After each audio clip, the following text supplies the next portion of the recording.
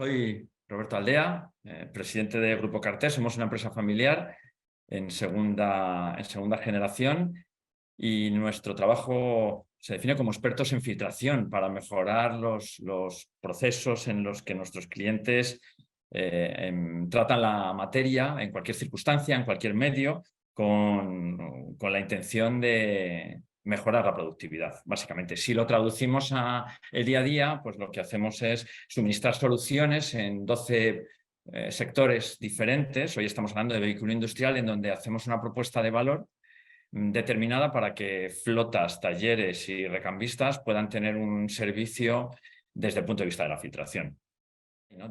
Si nos vamos a esa parte más general de qué le ocurre a la economía, pues es cierto que todavía tenemos incertidumbre sobre lo que está ocurriendo. Y se suma además a las que has dicho, pues esa desgracia en Turquía, en una zona muy industrial, en donde el vehículo industrial o los fabricantes de vehículo industrial tienen una incidencia interesante, ¿no? Se fabrican muchas piezas que terminan en la postventa del automóvil y en equipo original en la zona, en el área de Iskenderun.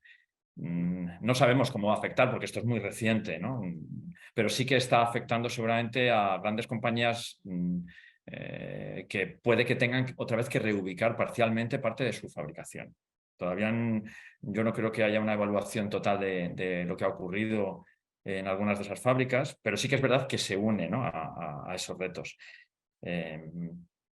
El resto sigue más o menos igual, ¿no? Seguimos con una incertidumbre en cuanto a lo que puede ocurrir con la guerra, menor por la carga de noticias que sea menor, pero la incertidumbre siempre puede estar ahí, siempre puede haber un bandazo.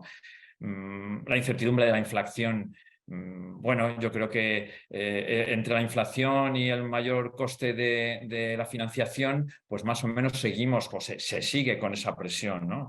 En otros sectores el hecho de que ahora esté entre un 4 y un 5% el coste del dinero, pues hace que algunos proyectos se paralicen. ¿Puede influir? Bueno, pues seguramente influirá, ¿no? En algún sitio habrá algún proceso que se esté retrasando. Se enfrió mucho la economía unos meses atrás, eso afectaba también al vehículo industrial, al transporte en general, al movimiento de las mercancías, y ahora parece que otra vez se vuelve a relanzar, ¿no? Tiene un efecto rebote. Eso, de alguna manera, tiene que estar beneficiando. De hecho, los ingresos van bien. Si en las cuentas de resultados, seguramente de todos los que formamos este club maravilloso de aftermarket de vehículo industrial, seguramente los ingresos están saliendo adelante, ¿no? Es más la cuenta de resultados la que varía. La cuenta de resultados incluso cómo nos afecta a las operaciones. El cambio que hemos tenido que realizar cuando hablábamos un poco a la desesperada de tener más stocks para mantener el servicio, de adecuar las gamas, porque al haber un tiempo en donde hemos hecho menos kilómetros, el sector ha seguido progresando, entonces puede haber productos que hayan generado obsolescencia. Eso yo recuerdo en el año 92 que hubo una crisis de obra pública, un parón en la economía española, y a nosotros en concreto nos afectó mucho porque nos generó muchos obsoletos en maquinaria de obra pública que dejó de funcionar, y cuando volvió la economía, allí teníamos material que ya no servía porque aquellas máquinas ya no estaban. No es tan pronunciado aquí, lógicamente, ¿no? Pero podría ser. Entonces, no va mal, está un poquito mejor que hace unos meses, siguiendo con la conversación que hemos tenido previa a esta entrevista. Estamos un poquito mejor todos. De hecho, la curva de algunos de los costes que se dispararon, y nosotros esta mañana precisamente estábamos evaluando datos, la curva de cómo afecta el coste en el coste total de adquisición de los productos, la logística y el transporte, se elevó dramáticamente en el punto en el que hablábamos de contenedores a $14.000, y de nuevo está haciendo esa curva hacia abajo en esta montaña rusa que no sabemos muy bien cuál es el siguiente quiebro. ¿Afecta directamente a qué? Pues afecta directamente al precio, ¿no? Al precio de una reparación, al precio de un producto que se traslada a un almacén de cualquier parte de Europa.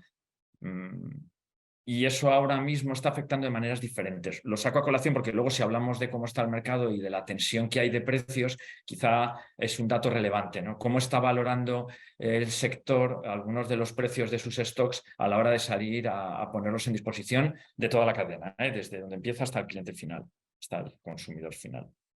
Por lo tanto, todo eso hace que, si tienes una estrategia clara, Si tu modelo de negocio funciona porque es útil para la sociedad, en este caso para el vehículo industrial, entonces el negocio funciona. A nosotros nos está funcionando precisamente porque la propuesta de valor es ajustada a lo que necesita el mercado. Por supuesto, mejorable, siempre, pero es ajustada a lo que necesita el mercado.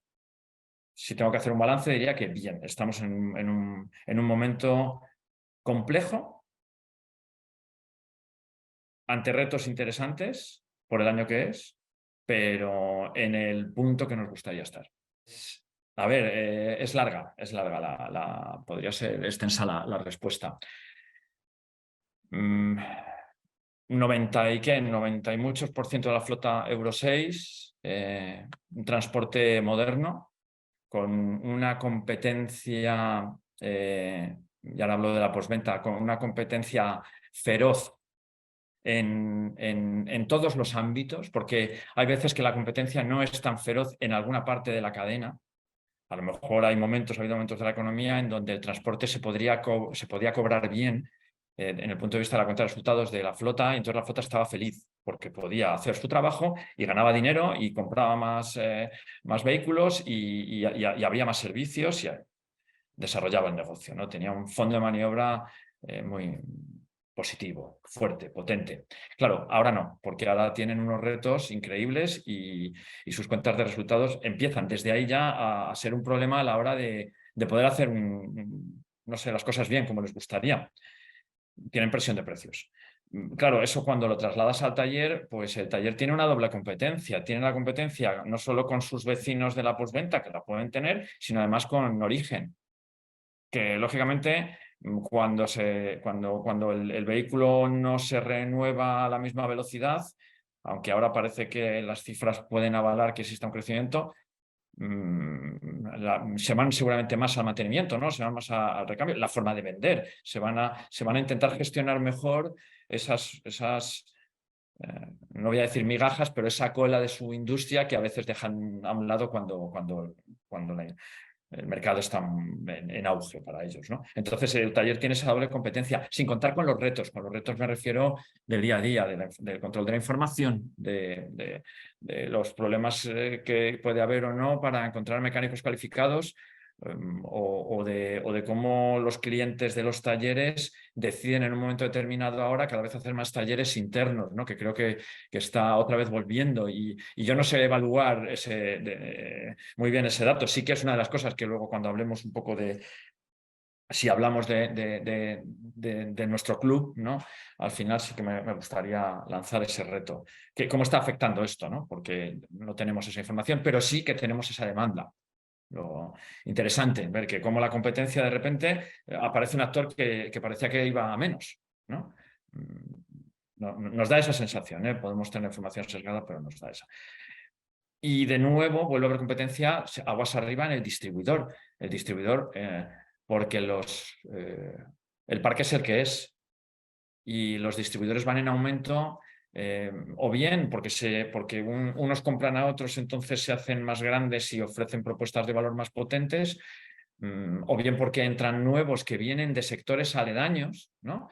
De hecho, antes si tú hablabas con gente de vehículo industrial, nosotros que siempre hemos estado en estos sectores, en automoción, en vehículo industrial, en agricultura, en obra pública, por hablar de todo lo que tenga ruedas, nunca coincidían los sectores. ¿No? Hablabas con unos en un grupo y hablabas con otros y no se conocían entre ellos. Ahora esa mezcla genera más competencia en los dos ámbitos. Ahora estamos hablando del vehículo industrial, pero genera, ¿no? Porque hay muchas piezas que son de los mismos proveedores, porque los grupos están mucho más preparados para ampliar su gama de productos, porque seguramente las empresas que están saliendo adelante, sus empleados están mucho más preparados para poder ir a nuevos sectores, ¿no? Luego, mayor competencia también hay. La gestión, además, es la gestión del precio, y vuelvo aquí un poco a cómo ha ocurrido el coste de adquisición en la distribución. Depende mucho de las herramientas que tengan para su control. Es decir, los que hemos decidido en un momento determinado invertir en stocks cuando sabíamos que iba a haber una inflación fuerte, hemos podido manejar la situación básicamente de dos maneras: o a beneficio de la empresa o a captar mercado. Por resumirlo muchísimo, ¿eh? Es quizá demasiado resumido, pero es así. eso genera una competencia en un balance desigual, porque el cliente, todo el mundo sufre en la cadena cuando alguien no entiende por qué un precio, ha habido variaciones en algunos proveedores del 50, del 60%. Si alguien sale con los precios de compra anteriores y otro está saliendo con una competencia, eso, que genera dudas en el mercado. Yo creo que no nos conviene al aftermarket, no a la postventa, no nos conviene, pero bueno, forma parte de lo que hay ahora mismo en el mercado. Y luego aguas arriba, pues tenemos la incidencia que tenga sobre los fabricantes de cómo les va a ellos. Deslocalización de fabricación continua, porque si estoy en Turquía ahora mis fábricas no pueden. ¿Qué hago otra vez? Me vuelvo a, donde estaba fabricando unas piezas, ahora tengo que fabricar otras. Ahí no tenemos tanta visión nosotros, pero está afectando a todos a la vez en la cadena. Claro, yo no sé si al ser una variable para todos, entonces hay que eliminar la variable de la ecuación, ¿no? Pero está ahí. Hay que estar pendiente para que nos ocurran cosas como en otros mercados que en la postventa están más avanzados que nosotros, como puede ser el norteamericano, ¿no? Estados Unidos. El otro día leía una noticia en donde decían que también se conseguía en el sector agrícola que alguien como John Deere abría la mano y se decidía que hubiese postventa ahí, ¿no? En mercados altamente complejos, porque es fácil limitar la competencia cuando tienes una marca tan potente en un sector tan unido al que conduce las operaciones, ¿no? Hombre, es necesario unirnos para empezar porque por un lado la postventa somos muchos y de un tamaño diferente a los pocos que regulan por el otro lado. Y digo regulan porque al final una regulación sale de la opinión pública, de la opinión pública del sector, de la opinión de los participantes que quieran marcar tendencia, que quieran marcar política o que quieran marcar sus intereses, ¿no? Que eso es el lobby al final. Entonces, se ha conseguido mucho en Europa. De hecho, el mercado español en concreto es 60-40, ¿no? Aftermarket 60, mercado de constructor 40. Perdonadme si las cifras no son exactamente así, pero hay un poquito más, un porcentaje mayor en la postventa. Eso es magnífico, porque cuando pones eso en cifras, son muchos puestos de trabajo que se desarrollan en un mercado libre. Tenemos que defenderlo porque la presión por el otro lado es enorme. Y al final Europa lo que hace es escuchar a las partes y legislar. Si las partes no hablan, pues el que no hable no va a tener, no va a tener sus derechos, ¿no? Es así es como se ha ganado en la postventa hasta ahora, a base de dar la información adecuada a los decisores. Entonces, en nuestro caso, es muy importante que hagamos. De hecho, una asociación debería tener, ¿no? Siempre una asociación se genera, se hace, se pone en marcha para defender los intereses de sus socios. Y eso es lobby donde sea. Es una forma elegante de hacer competencia. El hecho de que Europa legisle o paralice a favor de que nuestros recambios o de que los recambios que hay en el mercado puedan ser de calidad equivalente, como actualmente dice el reglamento, o de que tengamos un acceso u otro a la información técnica, es una cantidad ingente, son muchos millones de euros en juego. Ahora, no nos podemos fiar. Siempre cuando ganamos una pequeña batalla, pensamos que las cosas van bien. Sin embargo, no hay tregua, ¿no? Por ninguno de los lados. Entonces, la presión ahora es máxima, justo ahora. Yo, hombre, invito, ¿no? A la gente que esté, que nos escuche a que lo miren, a que cuando les llegue una comunicación de la asociación en la que estén, pues que la miren y que sepan que uno puede hacer mucho. O sea, una persona que dé una idea, una persona que conceptualice un problema que tiene y que por lo tanto pase a ser algo que Europa puede elevar a esto le pasa a más gente, puede ser muy, muy importante a la hora de poder tener una pieza de recambio más en nuestro lado, ¿no? El vehículo industrial, junto con otros sectores del motor, tienen en alguna ocasión formas parecidas de hacer a nivel de procesos, a nivel de cómo llegar al cliente desde el punto de vista físico de operaciones. Nosotros beneficiamos a las empresas que trabajan con nosotros porque aglutinamos todas esas necesidades de varios sectores y las ponemos a trabajar para uno en concreto, ¿no? Pues a la hora nos vamos a lo más básico antes de empezar con los grandes valores, pero a cómo se traduce eso en el día a día, pues a poder poner a disposición de un cliente la pieza necesaria en un tiempo rápido, en cualquier punto, en cualquier punto de España, pues eso es clave, porque para empezar hay que tener la pieza, ¿no? Entonces, hay una logística que hacer a un precio competitivo, que es muy importante, estamos haciendo mucho esfuerzo en eso, y sobre todo en tener la cobertura adecuada. Con un 90 y cuantos, 96%, ¿no? 93%, ¿no? O por ahí, 94% de Euro 6, hay que tener lo que necesitan los motores. Y también tienes que dar cobertura a los motores que están en marcha en el mercado. Luego, tener la cobertura adecuada, el mix de producto adecuado en cada uno de los almacenes, ya de por sí es un reto que nosotros hacemos bien, porque Cartesa en sí nace para eso. La propuesta de Cartés, cuando la pasas solo al producto, es multimarca, es gestionar las necesidades del cliente en marcas de reconocido prestigio. Nosotros tenemos Step, que es nuestra marca bandera, porque es la que nosotros es nuestro bebé, un bebé que ya está casi en la adolescencia, ¿no? Que tiene más de 10 años, que tiene casi 3.000 referencias ya para diferentes sectores, y Aldair, que complementa parte de la propuesta de valor de vehículo industrial.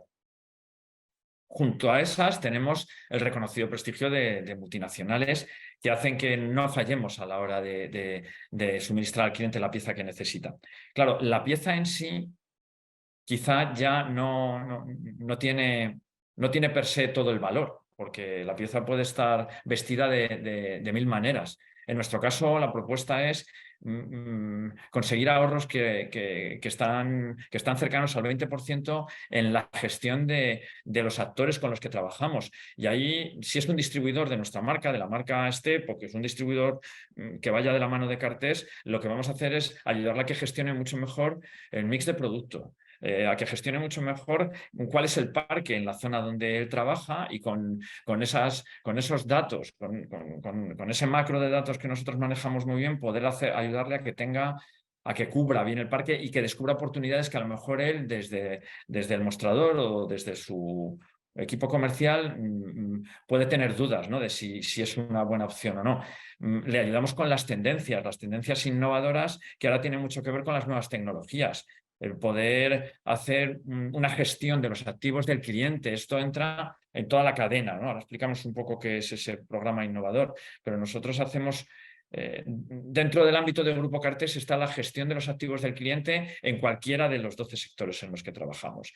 Te pongo un ejemplo. Si fuese una cadena de hospitales, lo que tenemos es una gestión de todos los activos que esos 5 hospitales y cómo los organizan dentro físicamente de cada uno de esos centros. Si tienen salas de operación, si tienen salas de espera, si tienen una zona que es un laboratorio que tiene que ser una zona extremadamente limpia.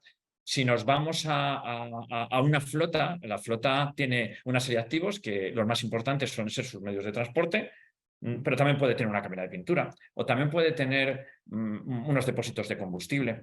Gestionar todo eso con datos y que esos datos tengan que ver con lo que ahora ya empieza a estar muy en boca de todos, ¿no? Yo creo que ChatGPT, ¿es GPT, correcto? Ha hecho una especie de subidón en qué es la inteligencia artificial, pero al final el poner artificial inteligencia o inteligencia al dato es a base del conocimiento de muchos que hacen lo mismo. Entonces, Cartés ofrece una propuesta de valor que, teniendo información de muchos, mejora el proyecto, el proceso, la rentabilidad de uno, ¿no? Por eso, cuando decimos que llegamos al 20%, lo hacemos porque no es lo mismo decirte suministro un filtro que saber cuáles son exactamente tus necesidades. Ya hablábamos de esto en la otra entrevista, porque esto es un trabajo que lleva varios años para ver la luz y ahora es compacto.